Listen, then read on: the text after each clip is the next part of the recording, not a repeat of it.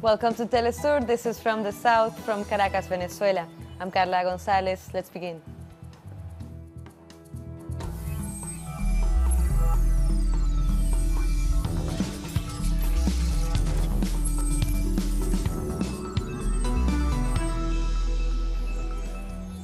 Social movements in Brazil are organizing their first national protest against President-elect Jair Bolsonaro. The demonstrators began to gather at the end of the afternoon in São Paulo's main avenue. Hundreds of organizations have promised to step up their resistance to the rise of fascism in Brazil in spite of their defeat at the polls. Why are you here today? I am here today to fight against fascism in Brazil and all around the world. As a woman, as a history student, and as a future teacher, I cannot accept in silence a president who spreads racism and sexism, who is in favor of more exploitation of workers. Okay, he was elected democratically, and I'm in favor of democracy. I accept that.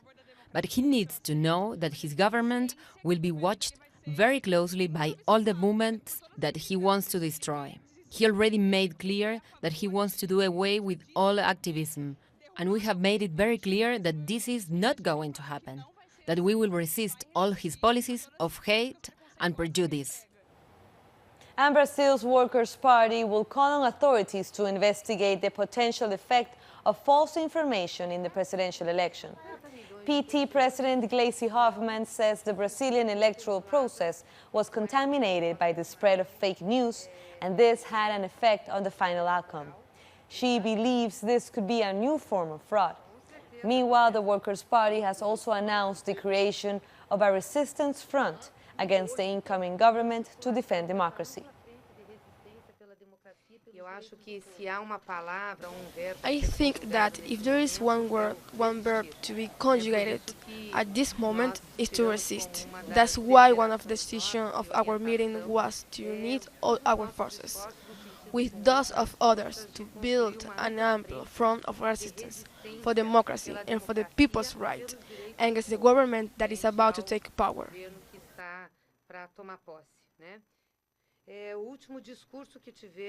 The last speech of the candidate who was elected had nothing to do with democratic rule of law, with people's rights, with due legal process, meaning he will let Lula rot in jail.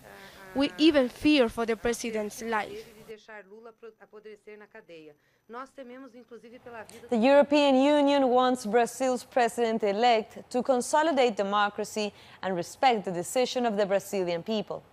EU spokeswoman Natasha Bertod commented on Brazil when she was asked if she thought Bolsonaro posed a threat to democratic values, given his admiration for the former military dictatorship and his racism. She confirmed that senior officials are to sign a congratulatory letter to Bolsonaro, who won the runoff election with 55% of the vote. In his first interview after winning the presidential election in Brazil, Bolsonaro has said he may treat social movements as terrorists. One of the movements that he was referring to was the landless workers movement, the MST. He said he's not interested in having any sort of dialogue with the members of social movements. Bolsonaro also said the new gun law will be a priority, as it will give civilians the right to carry weapons. He has also said that he supports the privatization of state companies. And Bolsonaro also announced he invited Judge Sergio Moro to serve on the country's Supreme Court. Moro was the judge responsible for prosecuting former President Luis Ignacio Lula da Silva, leading to his imprisonment. The judge has not given an official answer yet, but he has already expressed his willingness to accept the offer to local media outlets. The various migrant caravans traveling to the U.S.-Mexico border continue to persevere despite the hardships. The group that crossed from Guatemala into Mexico on Monday is now close to reaching the town of Tapachula, and thousands of migrants from Honduras, Guatemala, and El Salvador have decided to start this journey, fleeing poverty and violence. All of this while the United States has threatened to stop them. Our correspondent in Mexico, Pablo Perez, is following a group from this caravan and brings us this report. Well, we're right here in the middle of the road between Ciudad Hidalgo, Chiapas, Mexico, and Tapachula, which is going to be the destiny for today trip of the migrant caravan. This is a small group. It's only about 800, 1,000 people strong, and they have chosen to stay here under the shadow of these tropical trees because the heat is too much for the mostly formed by women and small children caravan. Other group, mostly men, they have kept going, and they say, as far as we know, that they are already in Tapachula city, where they're going to establish themselves in the Tapachula's Central Park. They are gonna deliberate then what's gonna be their next step. But they are thinking of taking one day off at Tapachula to regain the forces. Remember that just yesterday they crossed the Suchiate River with great risk and opposition of the federal police, Mexican federal police. So they are exhausted now, and they only want to get to Tapachula to catch a breath, and then keep on going for over 1,000 miles, which is the way they have to go until the next border. That was Pablo Perez from Mexico. Now to Bolivia, where President Evo Morales has slammed the U.S. government's decision to send 5,200 soldiers to the Mexican border in an attempt to stop the migrant caravan. In a tweet, Morales said, while thousands of Central American migrants escape from hunger and violence caused by neoliberal exploitation imposed by the U.S. in their countries, Trump sends his troops to the U.S.-Mexico border. In other news, President Trump has said that he is planning to sign an executive order to end birthright citizenship. In an interview with local media, Trump said the idea of people coming to the United States and having a baby to gain citizenship is ridiculous. If the executive order is made, babies born in the United States will no longer be automatically considered citizens. But Trump's plans have been refuted by House Speaker Paul Ryan. According to the Washington Post, Ryan said it was not possible to end birthright citizenship with an executive order. Currently, most of those born in the United States are entitled to citizenship as laid out by the Constitution and the courts. Coming up, more stories. Meanwhile, you can follow us on Twitter. We are at Telesur English, and my account at Carla G. Telesur. Go give us a follow. We'll be back.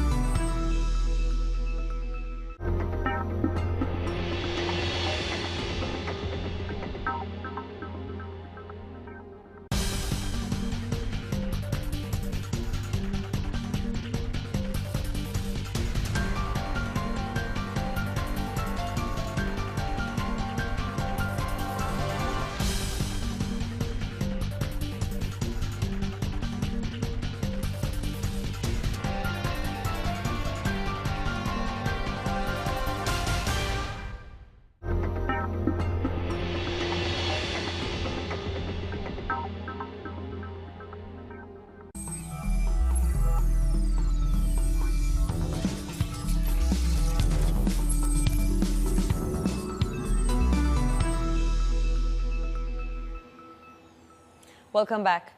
Cuban Foreign Minister Bruno Rodriguez believes amendments to the draft resolution on the blockade on Cuba will be rejected.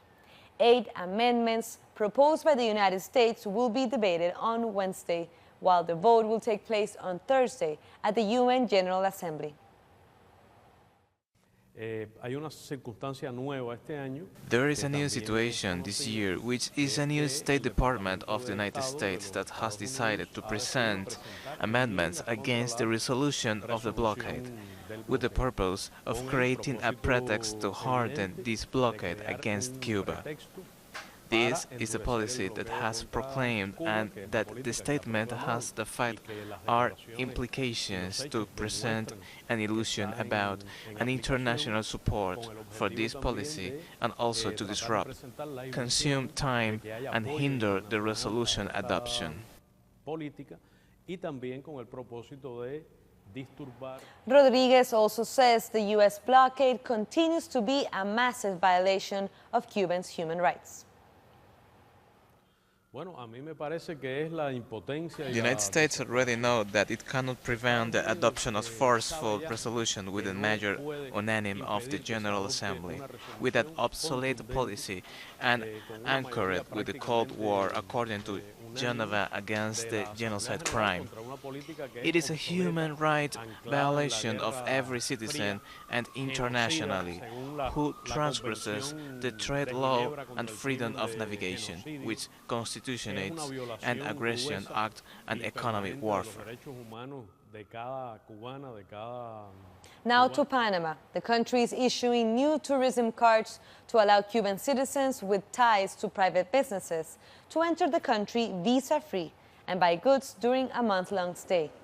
This new measure shows growing commercial ties between the two countries. Cuba is looking for more international investments and credit now that aid from Venezuela has decreased due to sanctions imposed by the United States and the European Union. The country is also subject to a U.S. blockade. Currently, there are over 500,000 Cubans working in the island's private sector. This step that we've taken, I believe that will strengthen the economic opening that you're seeing in Cuba. And following the country's rules and respecting the country's regulations and all their systems, it will make visits to Panama easier, because many Cubans are traveling. They travel to other countries, they return to their country, and they're setting up their own businesses. They're moving forward, and this facilitates this process. 3 Bolivian ports have received international certification. The private ports of Aguirre, Gravetal, and Jennifer are located in the Paraguay-Paraná waterway. They supply at least half of the volume of Bolivia's international cargo, estimated at 10 million tons. President Evo Morales says this will improve the port's efficiency and the country's internal and external trade.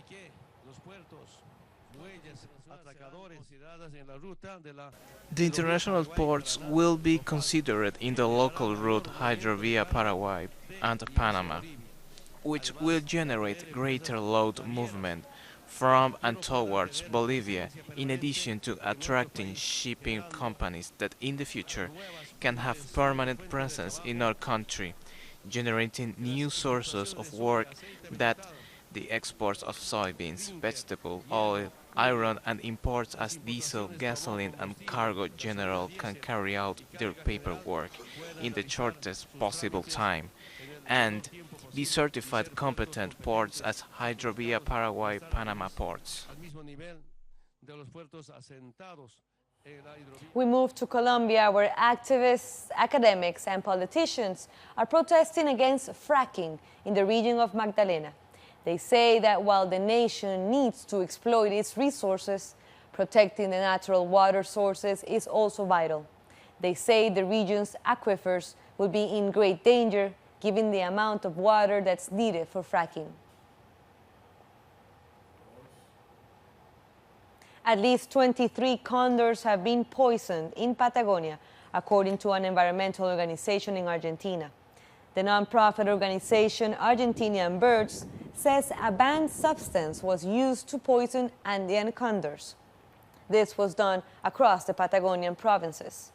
In the last year, more than 90 birds have been poisoned in the country. Condors are a kind of vulture and the largest flying birds in the world. Their population is declining. New campaigns in Bolivia are promoting an end to gender violence. This is due to the high number of femicides that are registered in the country. Various government organizations have joined together to promote campaigns against violence to women. There have been 100 femicides in our country. If we compare it to Spain, a country that has 4 times more people than Bolivia, Spain only had 48 femicides. That is less than half. In Bolivia, an average of 100 femicides are reported per year. This means the violent death of a woman every 3 days, and almost always at the hands of their partner. They can be our mothers, they can be our sisters, they can be our daughters, and it can happen to ourselves. We do not want to be killed just because we are women. Men and children play an important role in stopping this. We have to be more conscious of protecting the rights of women. It's come from the family, the schools, the universities. It's fundamental that we change our culture. According to the United Nations, violence against women starts in different forms: physical, sexual, psychological, but they eventually lead to death, which is almost always followed by impunity. Latin America is the region with the largest number of femicides worldwide. We have to be ashamed of this. We are the most violent region. Evidently, there's something we have to do as a region and as a society. Bolivia is the 4th country with the largest number of femicides in the region after Nicaragua, Honduras, and El Salvador. Bolivia has established preventive legislation to deal with gender violence. It punishes 16 different types of violence. In 2016, the United Nations launched the Únete campaign with the color orange as its symbol.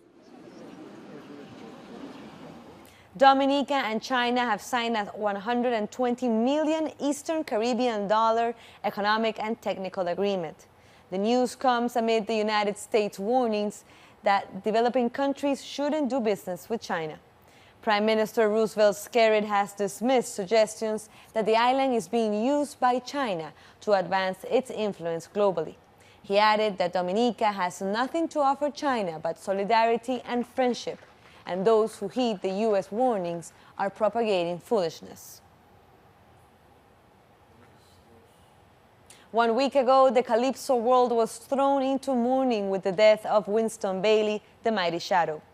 The Trinidadian musical legend was laid to rest on Tuesday with a funeral befitting a Calypso king at the Queen Park in Savannah. Shadow became in 2000 the Calypso king, and he requested that when he dies, mourners wear white in contrast with his traditional all-black grab as a performer. Think about it. This is a man who has stayed relevant for 5 decades. 70 to 80 hits.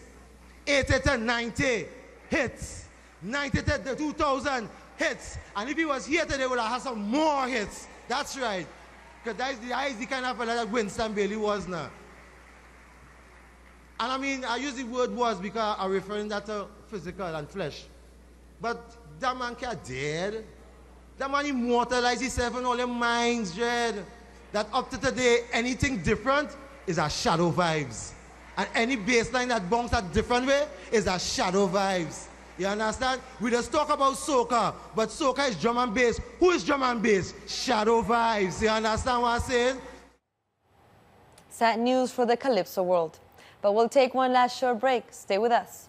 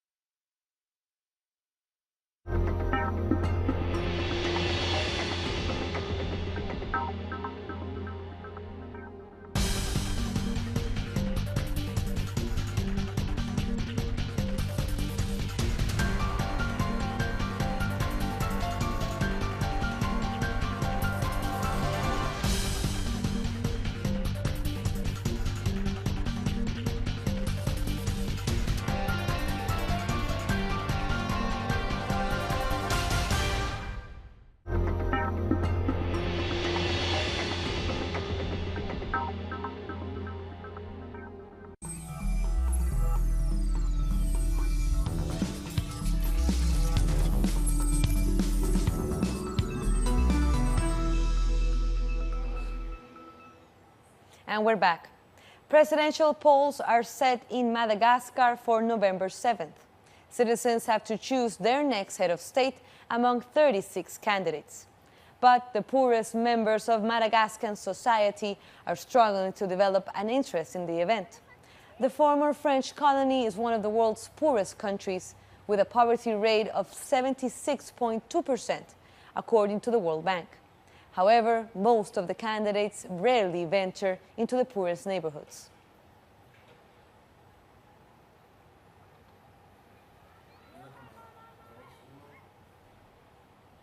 Tensions between police and Shia Muslims continue in Nigeria.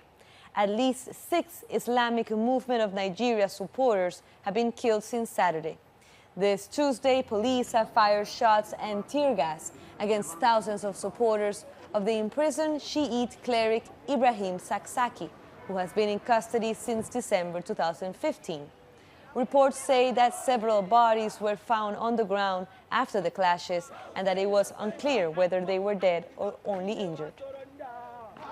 From the information I have, reliable information, that the army has given 9 corpses of people, the victims of yesterday, to police station in Asokoro, 3 in Gwagwalada, making 36 corpses now. Now 36 people were confirmed dead as a result of the yesterday's attack by the Guard Brigade. And it was Army Guard Brigade that killed us yesterday. And I issued a press statement in the morning yesterday that this is the information we had, that Guard Brigade were given order from above to kill us whenever we come to Abuja. Pirates have abducted 11 crew members from a container ship off the coast of Nigeria. According to media reports, the attackers boarded the MV Pomerania Sky bound for the Nigerian port of One. 8 of the abductees are Polish, while the nationality of the others is not yet known. Kidnappings and piracy in Nigeria and the Gulf of Guinea are very common. A top South African lawyer has been shot dead while dropping his child off at school.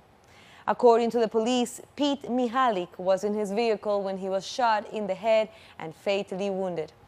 Paramedics arrived on the scene but were unable to save him. The police have said that one suspect has been arrested in connection with the murder and is being investigated by detectives.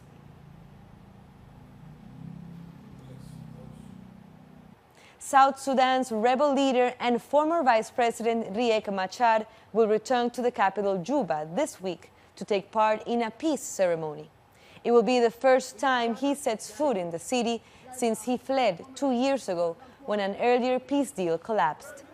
South Sudan's civil war began in 2013 when the country's president accused Machar of plotting a coup. The war has resulted in thousands of deaths, mass rapes, and forced recruitment of child soldiers. At least 5 opposition supporters in Guinea have been injured in clashes with the police outside the home of the country's main opposition leader. The police had gone to the home of Cellou Dalein Diallo to prevent him from joining an anti-government demonstration. The opposition has been protesting against what it calls a violation by the authorities of an agreement reached in August over the appointment of local government officials. We need a government that respects the Constitution and the laws. Alpha condemns government is a negation of the law and the Constitution of the Republic. Stop obeying Mr. Alpha Condé. He is no longer in the service of the people. He is in the service of a mob. Thousands of people have gathered in Iran's capital, Tehran, to celebrate the annual observance of Arba'in. Shia Muslim worshippers marched to the Hazrat Abdul Asim Hassani's shrine to offer their prayers to the Arba'in that commemorates the martyrdom of Hussein ibn Ali, the grandson of the Prophet Muhammad and the 3rd Shia Imam. The main Arba'in pilgrimage takes place in Iraq's city of Karbala. Syrian citizens were strongly repressed by Israeli troops when they were protesting over the municipal elections in the Golan Heights. Israeli forces had opened fire on civilians during the protest. Syria is rejecting the vote that was organized by Israel to elect council members in the disputed territory. The government of Syria said the vote violates the United Nations resolutions and the Geneva agreements.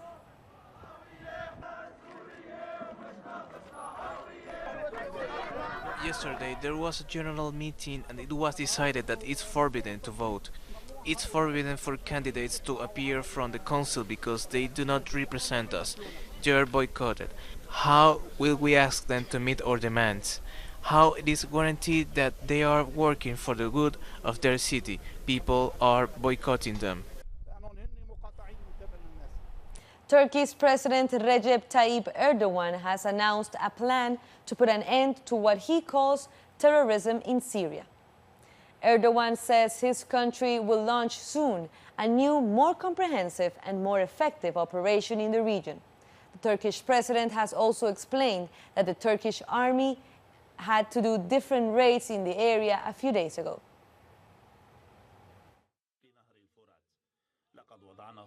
We will not leave our forces where they are. We will destroy the terrorist structure east of the Euphrates River. We have established our plans and complete our preparation for that matter. African and European leaders have gathered in Berlin for a meeting hosted by German Chancellor Angela Merkel. The Compact Africa Summit is aimed at attracting private investment along with technical and financial assistance to Africa. Experts say Merkel is backing efforts to boost prosperity in the continent to cut African migration to Europe. And with that story, we end our news brief. But this and many others, you can find them on our website at telesurtv.net/English. So stay updated with all our information, especially the vote on the UN on the Cuba blockade. And you can also like us on Facebook and follow us on Instagram. I'm Carla Gonzalez. Thank you for watching Telesur, connecting the Global South.